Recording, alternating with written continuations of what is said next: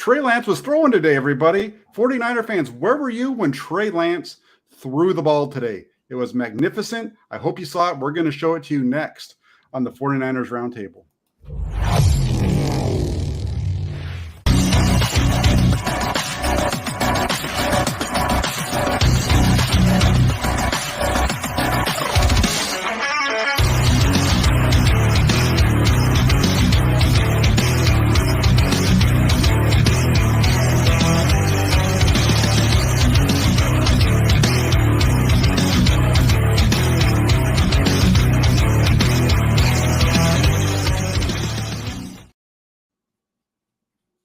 Hey, everybody. It is Thursday night, which means it is time for another 49ers Roundtable. We got a new group tonight. Look at that. We got Mr. Batman himself next to me, Brian.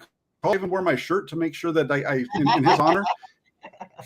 And then down in the corner, we got Rob Shue. Everybody knows Rob. He comes on the channel all the time. It's been a little bit for us, but we're able to roll him over from his channel. And then a new face to the to Inside the Farmers with Jack Hammer. We got Randon McMahon, who is on Twitter. He does a bunch of this stuff, right, Randon?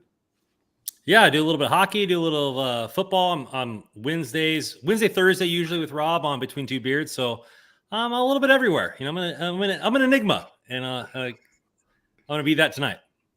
There you go. There you go. That's like the Riddler. So we will have questions for sure.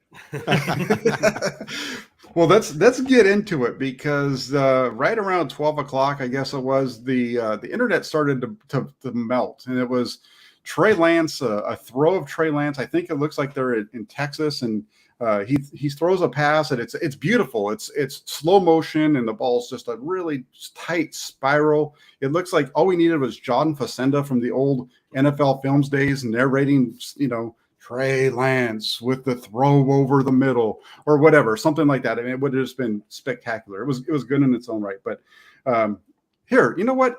Why do I keep talking? Why don't I just show you? Because this thing, I mean, seriously, this was the throw. There's Trey, nice tight motion, and look at that spiral. Oh, look at that. My goodness. It's like it's like those old film days, like when they show you, watching those old NFL films, the ball's just going through the air and it's just. I mean, look at this. Wait, can I add the music for you? Dun dun dun dun dun dun dun dun dun dun dun. Absolutely. I mean, so and then here's the thing, right? People are very excited about this because of the tight throwing motion, the tightness of the spiral, all those things, just perfect. But really quick, I want to ask you guys. I'm not going to give my thought. I want to ask you guys. Let's start off with Brian. Brian, what are your thoughts on this throw from Trey Lance? It looks great. It really does. I don't know how far it went, but does that really matter? I mean, look how beautiful that is. Nice and tight. We've seen what it looked like last year and the years prior to that. The guy can throw the length of the football, but that's what we want, right? We want a picture perfect football, right? That's what we need. I played third string quarterback in high school. I was taught to throw the ball up here, when you're coming back. I was taught to, maybe pad the ball one time, and then throw it. So I don't know why quarterbacks, hold it down here a little bit. Maybe, as long as they get the ball where it needs to go, that's really the end of the story, right? But yeah, he's definitely made some improvements, and that's the kind of thing that we want to see. We want to be able to see him complete 10-yard passes. We know he can hit the deep shot. We want to see him hit the small, the intermediate routes, the Jimmy Gimmies, right? Absolutely. But I'm looking at this thing and I'm mesmerized, because you talked about how it was one pat. Now look at this pat, and then the ball is out. He just like you called it, Brian. It's right down right there. And oh man, look at that. Rob, how about you? What do you think about this thing? Picture perfect. I know we're having some fun in talking about this and what one throw means. And I will acknowledge it is one throw. It is one throw. And I'm here for the excitement, man. I am here for everyone getting positive about this one throw, because I do see a difference. Now, whether that difference will carry through into the season, whether it will carry through when we're under live fire and there are bullets flying at Trey Lance, that to me is the bigger question. But there was a great side-by-side done on Twitter where this clip was taken next to David Lombardi's clip that he shot in camp. And I will say that I have an untrained eye. I am not a paid scout for the NFL, although I should be. Let's be fair about that. I just haven't been recognized for my greatness there yet. When I look at those two, I do in fact see a change in throwing motion. I do think that it's a little bit tighter there. I do believe that the arm is further upright, that on the one that was caught in practice, it was very much out to the side, right? It was a much more of a 45-degree angle, and it's just a few degrees more upright here.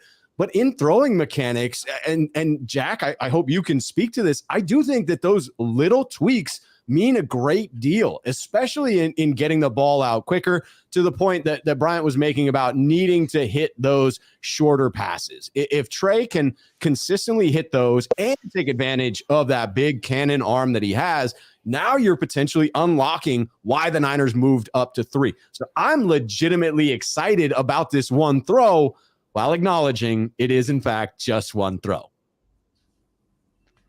Yeah. How about you, Randon? What do you think? Well, I mean, if Christopher Nolan could direct this like the second movie of Inception, and there was different buildings coming up around this throw because it was so good in slow motion, I would be very much impressed. And still I am, because if you look at the throw, he looks left. He's practicing looking at his first read and then going to the second read or third read. So that's what he's practicing there. I like it. I mean, it shows that he's progressing through the motions there and training his body to throw past the first read, which what you want to see. It's not just going out there and playing catch with your homeboy. He's doing different things there. By all accounts, if you look at the multiple throws from the other clips that are around, that's probably a 20 or 30-yard pass down the seam. So, I mean, definitely something you'd like to see. For me, it's nothing more as that the Niners fans have been painting over who's going to be the healthy quarterback in camp, right? We're waiting for news on Brock Purdy. Sam Darnold is a guy that has a very tethered pass coming in, and we're all wondering, hey, Trey Lance said he's healthy. Is he really healthy? And this is the first observation of that. So I'm not saying or crowning him MVP of the NFL. I'm not saying anything that kind of stuff. But hey, he threw a great 30-yard pass, perfect where it's supposed to be. He's practicing, looking at his second and third read. I can't be more than excited. Just the fact that he is back healthy again and practicing. Yeah, and that last part, and I think Rob hit on it too, and same with Bryant. The whole key here, the best part of this is that it's actually you get to see him throw. That's what's excited about. You actually get to see it. We haven't seen him throw. Maybe there was a couple of times where he was throwing during warmups at the games with his leg on that little scooter when he was still injured. But this is the first time we've really able to see him throw and rips a nice tight spiral. And like one of the folks over in the comments section said, CJ Gray says, it's hard to criticize that throw. And it is hard to criticize. I'm not going to criticize the throw. The throw is a spiral. It's, his throwing motion looks good. The ball looks good. What I'm going to say is this. I just kind of said, maybe I haven't taken the time to look through all of the notes. But I seem to remember that last year during OTAs and training camp, there was a lot of discussion about Trey Lance's throwing motion being tighter and about the ball being tighter and there being more spirals and all those kind of things. So I just kind of remember that. And that's cool. But I need to ask the group this. At what point did an NFL quarterback throwing a spiral become a big deal? At what point did having an NFL quarterback be able to throw a spiral become? Well, I'll say this on Peyton's places. Peyton Manning said that I never threw a lot of spirals, and he didn't really care about that. So if we're going with Peyton Manning, who arguably could be one of the best quarterbacks of all time, saying that he doesn't really care about spirals as long as it ends up in the receiver's hands, I really don't care. I think it's more about the fact that the fans, the Niners invested 3 first-round picks in this guy. You want to see him succeed. Right. And arguably the organization is better off if Lance succeeds. No offense to Brock Purdy or anybody else, but if Lance hits his ceiling, which everybody thinks he can be, you're looking at a top 5 quarterback in the league. And that's if he hits. Now, is he going to hit? Is this one throw indicative of that? No, it's not. Like, let's pump the brakes there. But all I'm saying is that the excitement for Niners football is 365 days a year. So, like, the fact that this clip came out and at the right time, all you Lance stands out there are pumping your tires. Everybody else who wants Purdy or even Sam Darnold out there say, hey, this is one clip. Go ahead and debate on Twitter. But for me, it's like hey, man, this kid is healthy. He's going to compete when the camp starts. It's a good throw. I think who he's training with, which is what you mentioned, Jack, in the beginning, is more indicative part of this clip. But it's just, if we're dissecting this segment here, wobble, no wobble, really doesn't matter. I mean, Peyton Manning doesn't care about it. I don't care about it. Yeah, I got to say, like, Jack, I see what you were doing there. A little tongue in cheek of like, why are we so obsessed with this one throw just because it's a spiral? To me, and Randon hit on this a little bit, it speaks to how rabid this fan base is right now. It speaks to the fervor that exists within Niner faithful. And I think rightfully so, because you're looking at a team that is widely expected to be one of, if not the prominent favorite to win the Super Bowl. And we're not 100% sure who the starting quarterback is going to be on this team, right? Like, it is that good of a roster. And so for Niner faithful, this idea of a competition, or at least the belief that Lance can turn into something close to what we hoped he was when we traded up to select him at 3 overall, it now leads you to that idea of, man, we're going to be cushioned. We've got Purdy and Lance, and who cares which one of them takes it, because either one could be a star. And we all just, or at least I, begin to dream of that 6th Lombardi, Jack.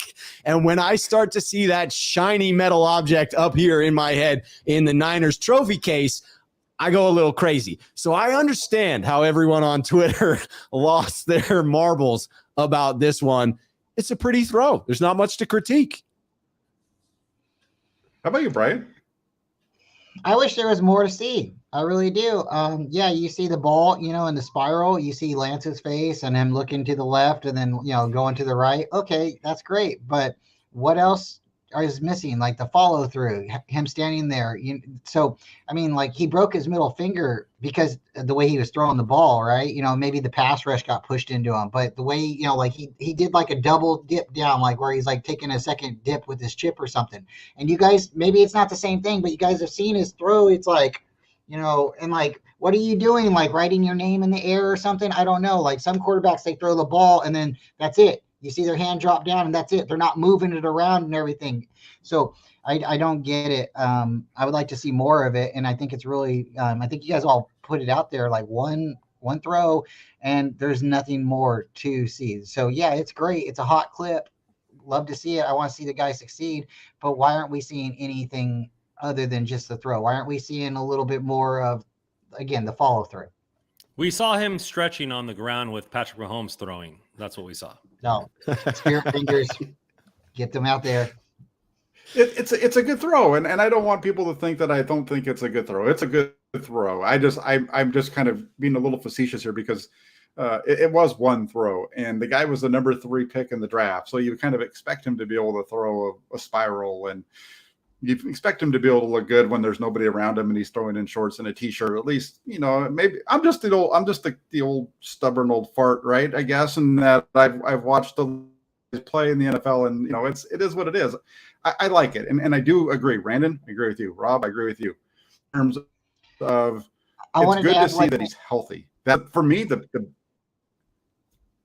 I wanted to add one thing. I'm so sorry, but I wanted to add one thing. You had first said, like, when did a spiral become like important in the NFL, or when did, right?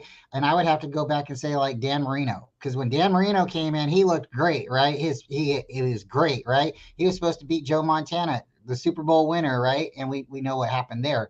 So I would say, like, you ask Dan Marino, how do you throw a football? Does it matter? And I think he would have a lot to say to, Peyton Manning on the spiral and all that good stuff. But then Peyton can always clap back and say, did you get you a ring? So, I mean, does it really matter at the end? Yeah, but no, like what I was going to say, like Randon and Rob, it's a good thing to see Trey Lance healthy. We'd heard that he was healthy. John Lynch talked about it at the scouting combine, that he was watching him out the window in Santa Clara, that he was healthy. But it's good to be able to lay our own eyes on it and actually see that he's healthy. So that's awesome. That's good. And it's going to be huge. This is going to continue because at some point, Sam Darnold's the thing here is at some point, Sam Darnold's workout video is going to come out, and it's going to look good. Trust me, it's going to look good because Sam Darnold's workout videos usually look good. It's, again, kind of doesn't look good when he gets on the field sometimes, but when he's throwing the ball in his workouts that he does. He looks really good. I've heard some other people talking about that today, and I remember seeing it in the last couple of years, and he's always looked good throwing the ball. I mean, he had a really good pro day, if I remember, throwing the ball in the rain down for USC back before he got drafted. So we'll see how it all works out. But I'm excited, and my biggest thing, the thing that makes me the most excited about it, I wouldn't really say I'm excited about the throw itself. It's cool. But the cool part of the big takeaway would be that he's working with Patrick Mahomes. I think that is the cool piece. That is something that is a big positive. I don't know if he's ever worked with Patrick Mahomes in the past. His quarterbacks coaches that he's worked with, Quincy Avery and Coach McAvoy, they work a lot with Jalen Hurts. So I know he spent time with Jalen Hurts in the past and some other NFL quarterbacks. I don't think it's ever happened with Patrick Mahomes. So when you look at it, for me, I think it's cool that he's had the opportunity to work with Patrick Mahomes. That is a cool thing. Yeah, I want to piggyback off that, I thought about it. And when's the last time you saw Tom Brady like bringing on like random quarterbacks to work out with him in the offseason? When's the last time you saw Aaron Rodgers bring anybody around him when he's not smoking ayahuasca? Like where are the top quarterbacks in the league bringing in young bucks to come in with him? And here's one thing that I think maybe it might be the underlying thing is talking to Mahomes about this. One, Andy Reid adopted his style of coaching when Patrick Mahomes became his quarterback. He became more lenient and that type of thing. So to work with a great offensive mind, Patrick Mahomes has a wealth of knowledge of how to go about that from the college realm into the pro realm. To not only be a black quarterback in the NFL and what scrutiny comes with that, to have expectations up the wazoo. Patrick Mahomes is expected to win a Super Bowl every single year, and what comes with that on and off the field. There's plenty of more than just the X's and O's that these two could talk about that would make Trey Lance a better quarterback. Yeah, I have to agree with both of you that I'm excited about Trey spending that time with Patrick Mahomes. I mean, there are a few people who exude the level of confidence and comfort that Patrick Mahomes does. Now, you could argue, like, what came first, the chicken or the egg? Did he have the confidence immediately, or did the Super Bowl victory against us build up that confidence? Probably a little bit of both, right? And for Trey Lance, he comes across as a very polished individual, and I certainly would never describe him as timid or gun shy in front of cameras or anything of that nature. And I do think that having that sort of unknown factor, that it factor, that confidence is big going in, right? Feeling like you are going to go in and make the right plays, the right reads, execute when the number is called, and when you're asked to do so. Confidence plays into that. And I have always, wondered how Kyle Shanahan is in sort of coddling younger quarterbacks and developing them. It would seem that he's done a good job, in particular with having Purdy come in. You wonder if that's, Brian Greasy rubbing off on the young quarterbacks. But I have to say, seeing him with Patrick Mahomes, the intangibles he can pick up there, that is a positive. Yeah, the whole thing there that you talked about with Kyle Shanahan, that's a whole nother discussion that we can have, and how he deals, how quarterbacks are able to kind of deal with the way that he is, right? Because he is very hard on quarterbacks. Very much so.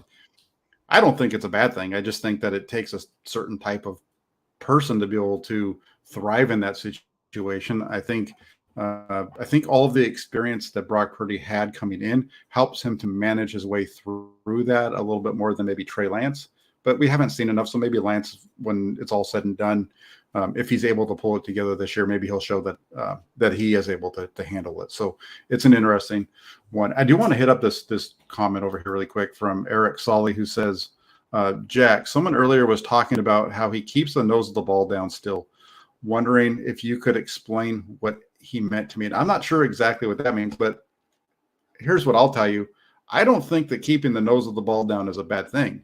I think when you throw the ball on a spiral and you're throwing it well, and that nose is down a little bit, that's the best. Well, that's, for me personally, when I work with the people that I work with who aren't high level, but the people that I work with in terms of throwing the ball, I talked to him about like when I used to throw the ball. For me, when I was warming up, if I was throwing the ball and the nose was down just a touch, that's how I knew that I was really following through. That's how I knew that I was when I was really on, the tip of the ball during warm-ups would be down just a little bit when we're getting ready to go.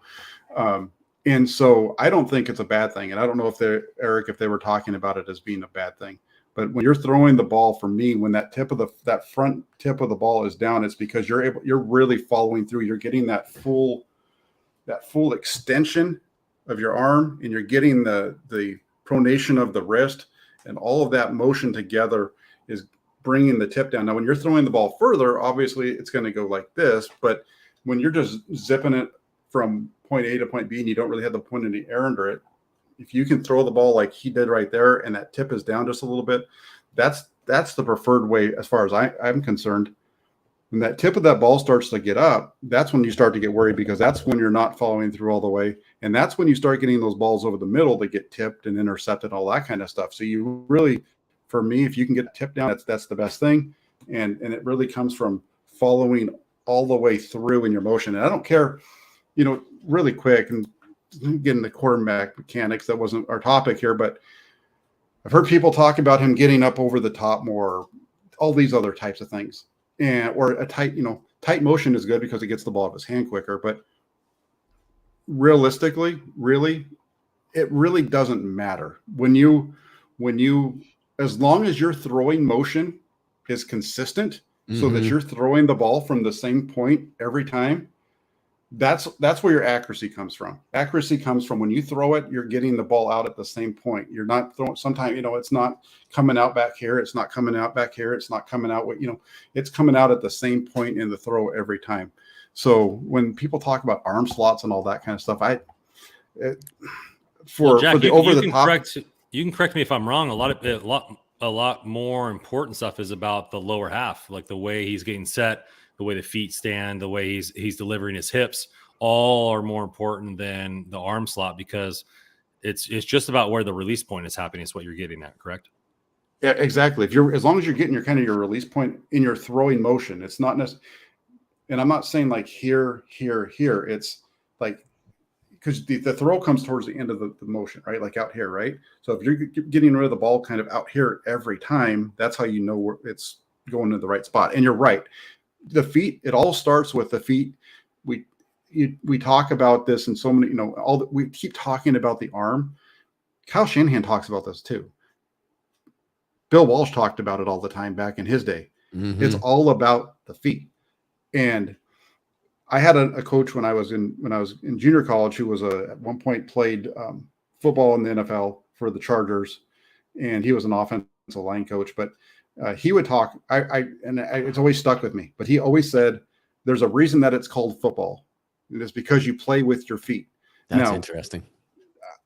I know that it's not. That's not. But that's the way that he was trying to teach his linemen. It's something that I've always remembered, and it's something like, as I've taught my kids how to play and other people and all that kind of stuff, I've always talked about how important your footwork is. It's something that it's something that held me back. It's one of the reasons why I got to a certain level and I stopped. I couldn't go any further because I didn't have the feet to be able to do it. I could make all the throws, being 5'11" and didn't help me out either, right?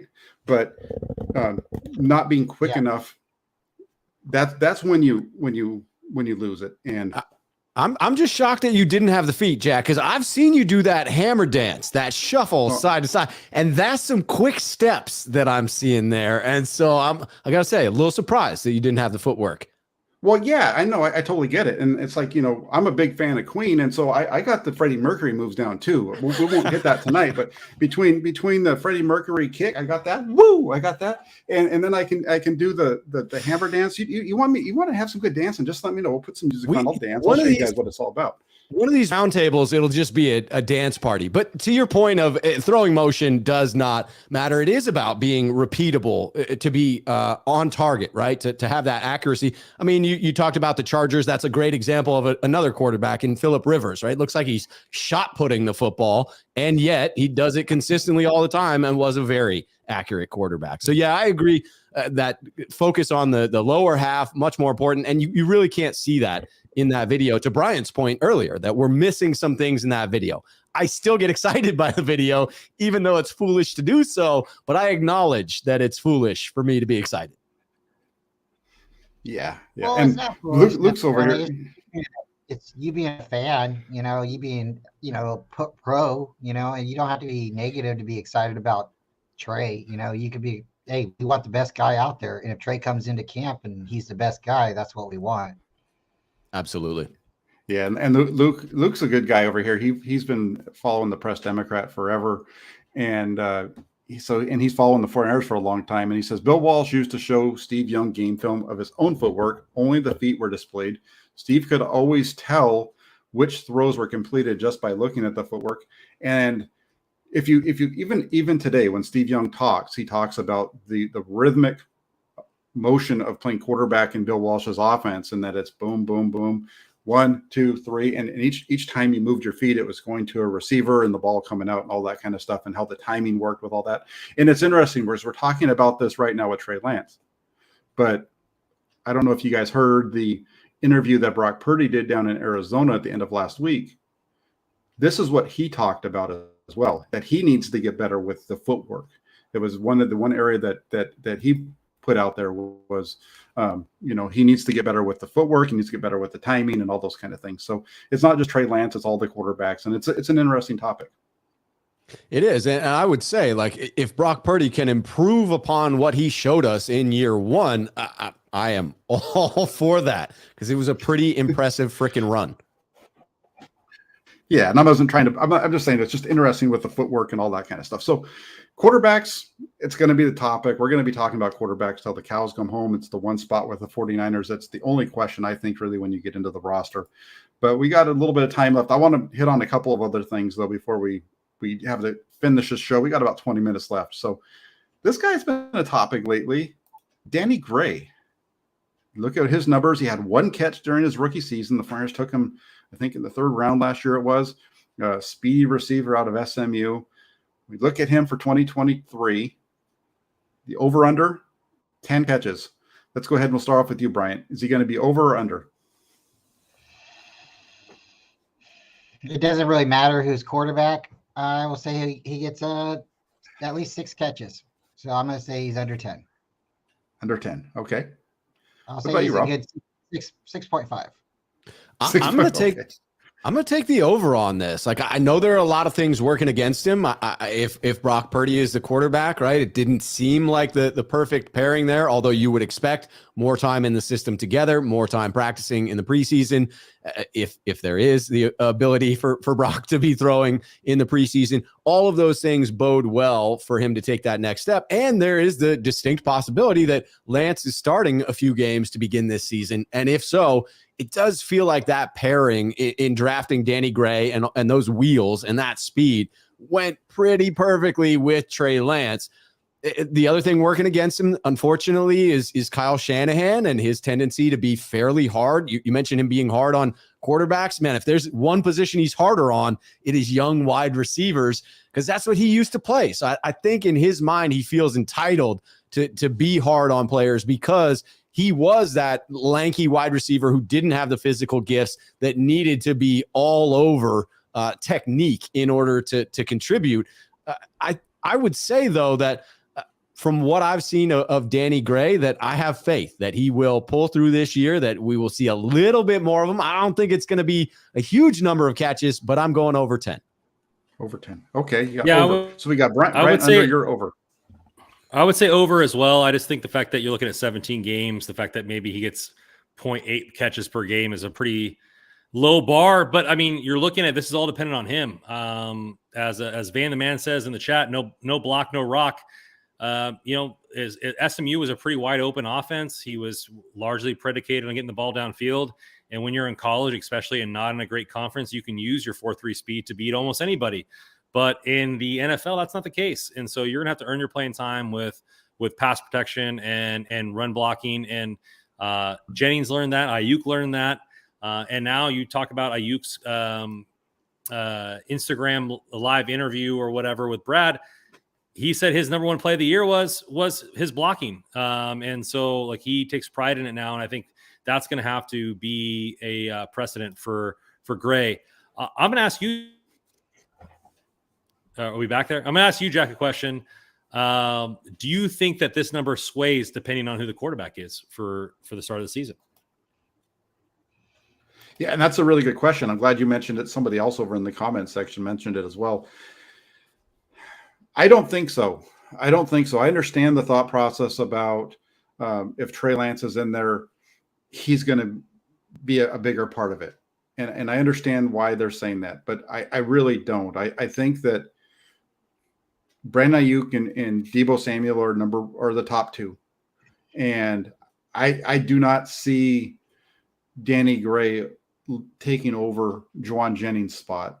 I just don't see him getting there. And Jennings was the number 3 receiver last year in terms of receivers and targets and catches. And then so that the question now becomes, in order to get over 10, does he beat out Ray McCloud? Do you bench Ray McCloud in favor of Danny Gray?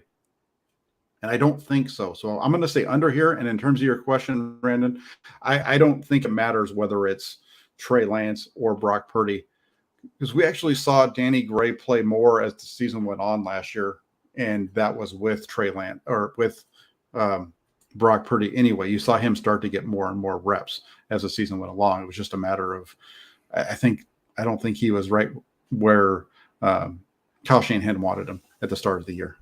How about you? You look at Ray McCloud had 14 catches last season as the number 4 wide receiver on the team. The second year jump is the biggest for wide receivers out of any other position group in the league. You see vast improvements in production. I don't think he'll get the majority of the snaps over Juwan Jennings just because of the fact that it's a run first offense. But I do think the fact that if he can learn how to use his speed more than just the 9 route, and he can run some drags and do this kind of stuff. I mean, you're looking at, he has the speed to take a drag route to the house. And a lot of that has to do with Shanahan making him the number 1 read, right? I mean, if he's on the field with 3 other wide receivers, if you make him the number 1 read and you let him have that drag wide open, maybe Kittle runs a 15-yard stop and the linebackers pull out and you can get him in space and use that 4.3 speed, you might be able to use him as a weapon. I just don't think he's earned that with the fact that he doesn't block.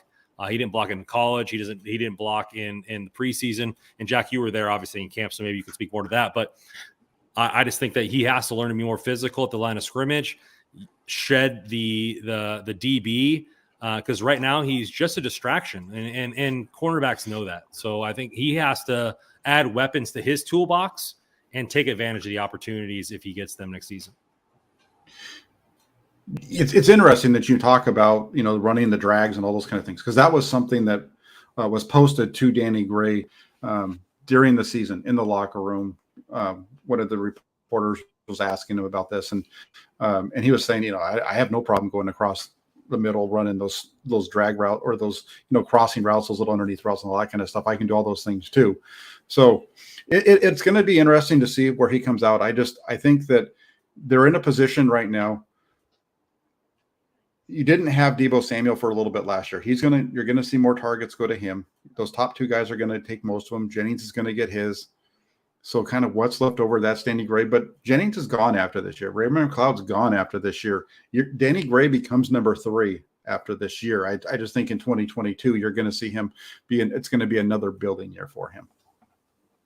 Yeah, and you could say that the argument then would be, hey, the Niners probably will look to get him more reps this season for that simple fact that they are probably going to need to be more reliant on him in the future. I do think Randon's onto it in saying that it's on Danny Gray to add that strength and to prove that he can shed the defender and run block efficiently, because otherwise he just won't get that playing time barring some other injury. And if he doesn't get the playing time, it's not happening. Yeah, like somebody said in the comments, no block, no rock. What do you think, Bryant? You got something else? I don't think, well, again, I think me and you agreed together. It doesn't matter the quarterback. He's not going to be catching over. It's going to be an under. I think, like Brandon made some good points and so did Rob, but I think even if you only try him one time a game, it doesn't mean that's going to be a completion. It's going to be what they want. They want the defense to back up, right? Back up so the Niners can keep running the ball. And then we have other people like on the field. We were saying like now Ayuk's the 4th option. Well, we already know that. So then Ray's what, the 6th option, and then we get into Danny Gray. He's what, the 8th option maybe or something. I mean, we still have Juice. We still have other guys in there, and we might even draft a tight end. So if we draft another tight end, he's going to get shots too. So I think it has a lot of good points. If you don't block, you're not getting on the field because they want you to be able to do everything and not say, oh, you're a one-trick pony. When he lines up on the field, everybody knows he's going deep. He's not doing it end around. He's going deep.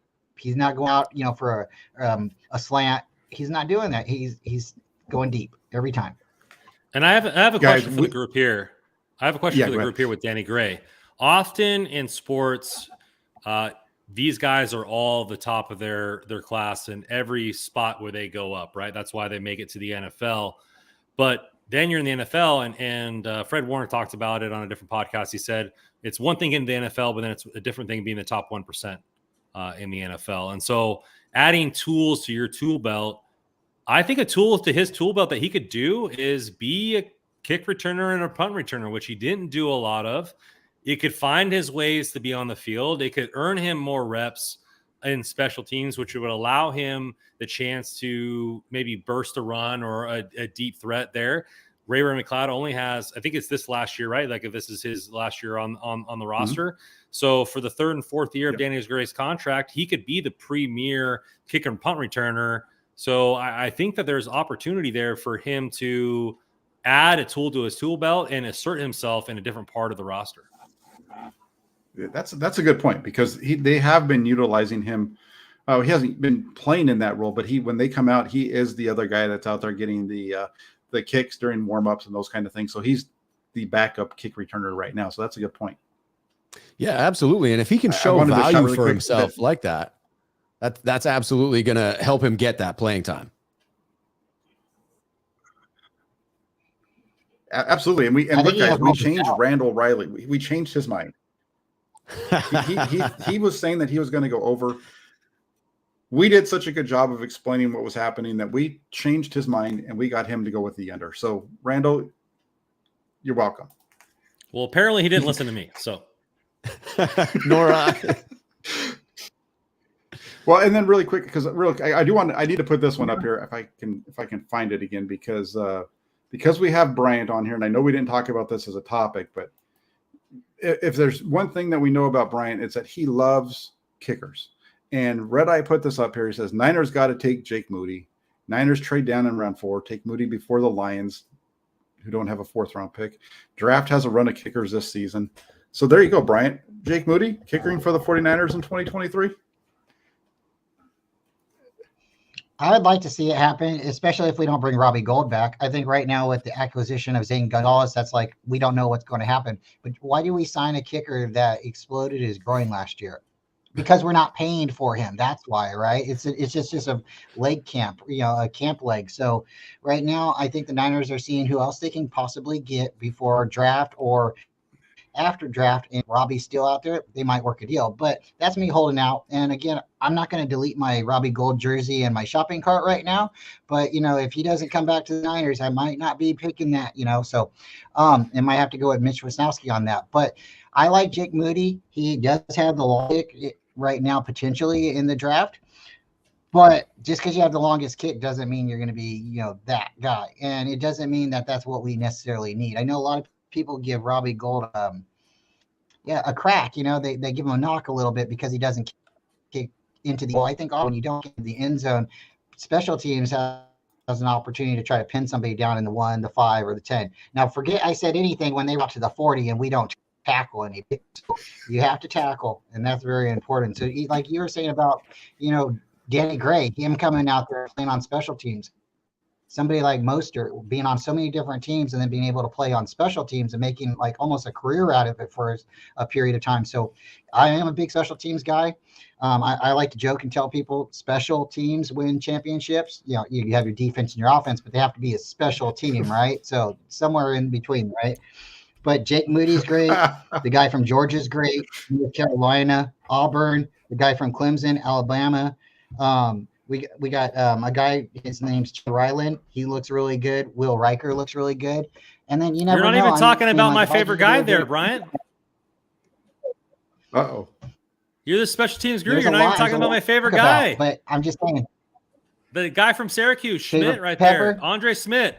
He was the freshman Lou Garza award winner, so best kicker of the year in his freshman year. He was runner-up to Moody. This year, he was 100% in extra points. Man, Well, this guy could be easily a 7th-round pick or an undrafted guy that can compete for the kicker job right out of camp. So with I'm that, going with- I did mention I'm his going name. with I Jake said Moody. Syracuse, but I wasn't able to pronounce it. But he does kick 54 out. So, I mean, like, if you're kicking 54 out, are you really replacing that with Robbie Gould? I mean, like, Robbie Gould's basically 54, and he doesn't miss in the playoffs. But no, I mean, if we can get younger at the position, I think that's the key. But they want to get cheaper at the position, and I think that's the whole thing. They want to get cheaper at it, and maybe that's what you need. You need a cheap quarterback and a cheap kicker to win a Super Bowl. It almost sounded like you just called Robbie Gould 54, but I know what you're talking about. You're talking about how far he can kick it from. But he is getting up there, and I unfortunately don't think that Mr. Gould's coming back. Go ahead, Rob. No, I was just going to say, I feel like the Zane Gonzalez move signals to me, Jack, you've talked about this quite a bit. Like you check off a box, right? There was a need. You don't have a kicker. You have to have a kicker going into the season. The Zane Gonzalez move is like, okay, now we have a kicker. Is it the ideal kicker? Probably not. But like worst case scenario, we got that kicker thing figured out. But going into the draft, you have the opportunity to upgrade. So I think it's unlikely we strike a deal with Robbie Gould. I do think the Niners are trying to be smart with their spending, and getting cheaper at the kicker position is one way to do that. Feels to me an ideal scenario to go out, draft a guy.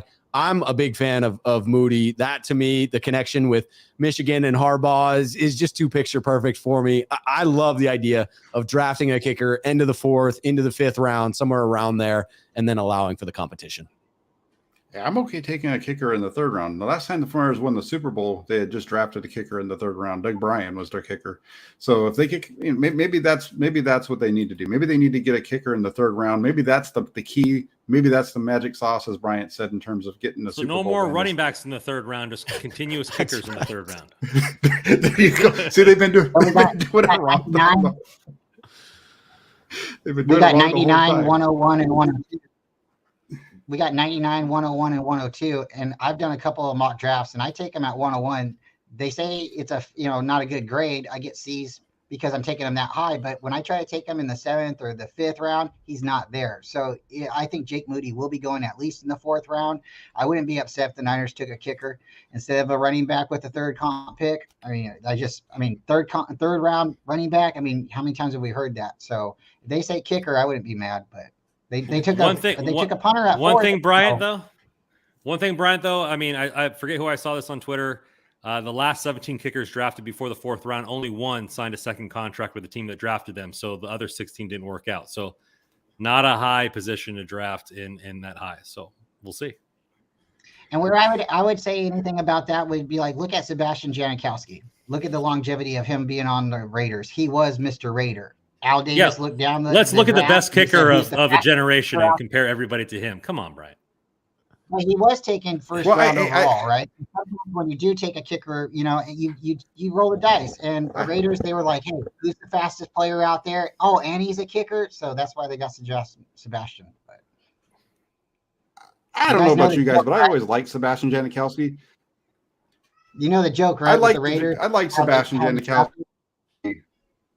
I don't know about your joke, Brian, but I got to get more, because I always liked Sebastian Janikowski because he always reminded me of, if you guys remember, I think it was Dumber and Dumber, when there was the one guy, he was the bad guy, Seabass, and they got into the fight in the restaurant, and he's kick his ass, Seabass. And so the fact that you had a kicker named Sebastian Janikowski and they called him Seabass, I thought it was perfect. I had to get that off, Brian. I know you Janikowski reminds me of the kicker.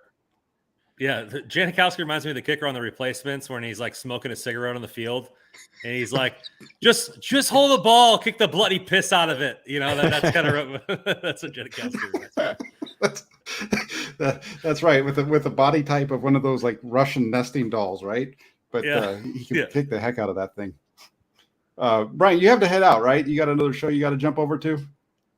Yeah, I'm going to jump out, guys. Thank you so much for having me on. I feel like, hey, this is true royalty up here. You guys have been doing it for a long time. I'm really new to the game. Appreciate, hearing you guys for such a long time and actually getting to talk to you. I've talked to a couple of you one-on-one, and I really do appreciate it. And hey, if you ever need me again, just send out the bat signal, and you know my name. So, Absolutely. Got it right here. We'll do it for sure.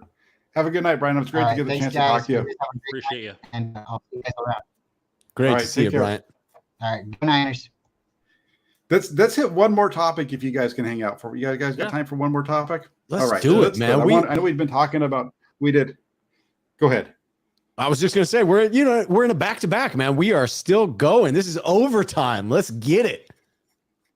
All right, we got one more topic. We talked quarterbacks, we talked receivers, we talked kickers. We weren't even supposed to talk about kickers. We talked about kickers for 5 minutes. Let's talk some defense. And the Flyers made a big move this year. Their big free agent signing is bringing in Javon Hargrave. And how's that going to impact the 49ers pass rush and all those kind of things has been a big topic. So our last over-under for the night, Nick Bosa, over-under 18.5 sacks. Rob, go ahead and start us off. You know me, I'm the eternal optimist, and I'm also reasonable. So it's not as if I just picked this out of thin air, but I got to say, I think Bosa is on a tear. I mean, you watched what should have been a dominant defense that last offseason I was predicting the Niners to set a record with how many sacks they were going to get as a unit. Well, Bosa held up his end of that bargain. No one else did, right? And so he is Mr. Consistent when it comes to, hey, if he is on the field, the dude is going to wreck shop. And when you add in Javon Hargrave next to him, I really do believe that's going to serve to further unlock. Now, there's the missing piece of who's going to be opposite him at that edge. Are they truly going to go in with Drake Jackson? And if so, did Drake Jackson do enough in the offseason to contribute from that other side? But if they find themselves some type of a speed edge in the vein of a D Ford that truly unlocks, you have the rock solid center of that line, Bosa on the other side, and unlock the pressure from the opposite edge, I truly think that adds to Bosa's opportunities to rack up those sacks. So I'm going to say that he does get to 20 this year. I predicted he'd hit 20 last year. He came damn close to it. I'm saying he hits 20 this year, smashing the over. Alan is with me. Alan, ride or die, my friend. He says 22, so he's right there with you for sure. Rand, what do you got? Man, I'm torn here between my heart and my brain, and my heart says over, and my brain says under, because career years are hard to duplicate. A little fun stat, anybody out there, there's four edge rushers that have had over back-to-back 15-sack seasons since 2000. Nick Bosa is one of them. The other three are JJ and TJ Watt and DeMarcus Ware. So Nicholas Bosa is definitely in a class of his own. I just don't think a rising tide floats all boats in this one. I think that you're looking at Hargrave will get his own, but you're looking at a team that was able to that underproduced with what they should have had, and I really think that Bosa will probably get that 15 to 20 range. I think to go over a career year is really tough. So if I'm just a betting man and my betting brain is going to say under, my heart's going to say over in back-to-back Defensive Player of the Year seasons. So take that for what you will. I just don't think that you're going to see other positions on the team increase. You would hope that Armstead has a better year because he's next to Hargrave. You hope that Jackson is able to, maybe sneak his way into the Nick Bosa training camp this offseason and get in shape and come to the table ready to go. I'm going to say he's probably going to be around 16 or 17 and slightly miss that 18.5 season. Okay. And I would say if I have to go with the over or the under on this one, and you guys both spelled it out really well, I'm going to go with the under here. And the reasoning that I go with the under is there's so many sacks that you can have. And I do think that having Javon Hargrave is going to help Nick Bosa, but he's going to get his own. And I think if Eric Armstead stays healthy, he's going to get more than 0, but that's what he had last year. So he's going to take some sacks away. And then that's also a pretty safe bet. Way to put yourself out of the limb there, Jack. Well, every once in a while you got to. That's the thing. That's why I get paid the big bucks, because every once in a while you need to just go ahead and step off the limb and go ahead and make those those tough predictions, right? So Eric Armstead, he's going to be better than 0. And then over on the other side, I do think Drake Jackson's going to do better. I talked about it last week on the Roundtable show. Was the number I think with him was 6, and I think that he's going to be at 6 or more. I think he's going to be able to better what Samson Ebukam did for them. So you just start to get to it. I think the numbers are going to be spread out a little bit more to where Bosa's at lower than 18.5. But hey, Rob, if your number hits and he's at 20 and everybody else does what we kind of expect them to do, then you're talking about a really special front. And that's what the 49ers are hoping for, is that he's able to hit the over here, I think. What do you think about Steve Wilks? I'm going to ask a question to both of you guys. Maybe, Rob, you can answer this first. Yeah. The Steve Wilks obviously has a higher blitzing percentage than either of the defensive coordinators previously. Do you think Hufanga or, maybe the linebacking core gets more sacks and kind of spreads that out even further to maybe Bosa's more along the 15-16 range, to where it's really all tide, the rising tide floats all boats, and it's more spread out based on the defensive scheme? So let me answer that in 2 parts. First, let me just say that, it's been definitively proven through my amazing case that I made that Bosa is hitting above 18.5. So that's a lock. So let's lock that in, and then we'll address the Wilks question. So I do think that Wilks will blitz. He has shown himself to be blitz happy, right? The percentages hold true throughout his career. You can look at what he did in Carolina. You can trace it back. However, he's not had a defense this good. So I don't believe that the trend will remain as consistent for him, and yet it should be an uptick from DeMeco Ryans last year. So I would see it somewhere in that middle ground, and that should produce greater opportunities for Fred Warner, for Talanoa Hufanga, several players that are going to be in those more creative blitzes should have increased opportunities. I don't think it's going to be a huge uptick, but I do look at this defensive unit. Everyone has to stay healthy in order to make this true. But based on what we saw last year with how special it was and the addition of Javon Hargrave, I truly believe this unit has the potential to be one of those that we talk about as an all-time great. I agree with you. I agree. Brandon, do you have an answer that did you want to answer your question too? I think that you're going to be looking at a team that's going to be able to blitz more. You saw Fred Warner come in with DeMeco Ryans his first year. He was told he's going to be given the opportunity to blitz, wasn't given the opportunity as much. Obviously had a down season that year. For down season, he's a second team All-Pro or Pro Bowler at that point, but down season for him. But he was told that he was going to be able to blitz more. And I think that this team, you're looking at, we have the personnel. Hufanga likes to get in the box. Samuel Womack has said multiple times that he likes getting in the face of the run game. So these guys can be able to come in and blitz and use their bodies, and they have the personnel to be able to blitz more from all different parts of the field. They also have the corners to be able to cover one-on-one. So if you take Hufanga in that position and put him in the box and blitz, you have Shavarius Ward and Diamador Lenore to play one-on-one. I really think that this team could bring pressure from all areas. And this will be the first true season that we see that it's not a 4-man front. You're going to see 5 or 6-man fronts. You're going to see blitzes. You're going to be seeing all kinds of stuff, which is going to make this team more dynamic. And the reason of that is the Niners are finally putting an emphasis on coverage by drafting multiple corners, drafting multiple safeties. Hopefully they draft another safety in the 3rd or 5th round, and be able to do the one-on-ones where they can blitz and bring coverage in different ways than just the 4-man up front. Yeah, for sure. And I do think you're going to see more blitzing. And so, Warner and Hufanga and Greenlaw and that group might be able to add up to, some of those sacks as well. So it could kind of spread things out a little bit more evenly across. Like Randall says, Queen, Under Pressure. That's the song that he's chosen. And we're going to wrap the show up on Queen because this is great. I love the fact we're talking about putting pressure on the quarterback. He brings up Under Pressure. If you watch the Joe Montana documentary, throughout the Joe Montana documentary they did on Peacock like a couple years ago, there was Queen songs throughout, and they're talking about Under Pressure played constantly. I didn't realize I was already like Joe Montana was already my favorite quarterback of all time, my favorite 49er of all time, and all those kind of things. Then I watched the show. I'm a big Queen fan. Saw Bohemian Rhapsody, got me all excited, all that kind of stuff. And then throughout the show, it's playing. Well, come to find out, Joe Montana is a huge Queen fan. It's his favorite band. That's why they kept playing Queen songs throughout the documentary.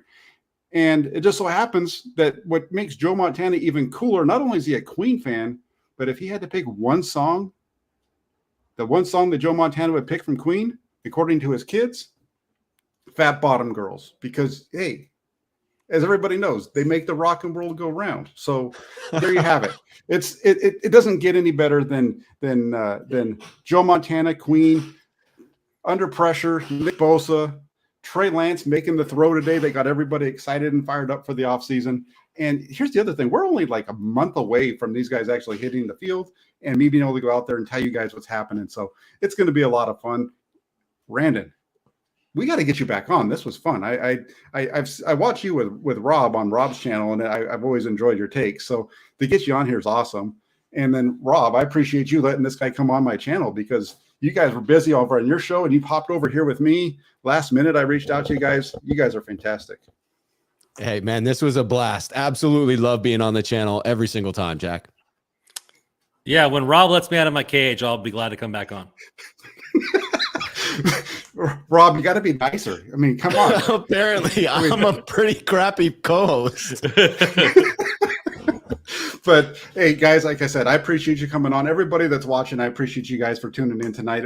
I had fun. I hope you had fun watching this. I hope you enjoyed the 4Years content that you get here.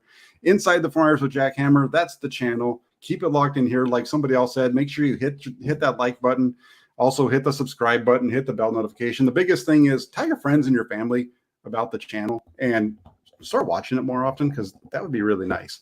So just want to say thanks again, Randon, Rob, everybody that watched. Thank you all so much. Hit like, hit subscribe, tune in, take care. We'll talk to y'all soon. Enjoy the evening. Cheers, faithful.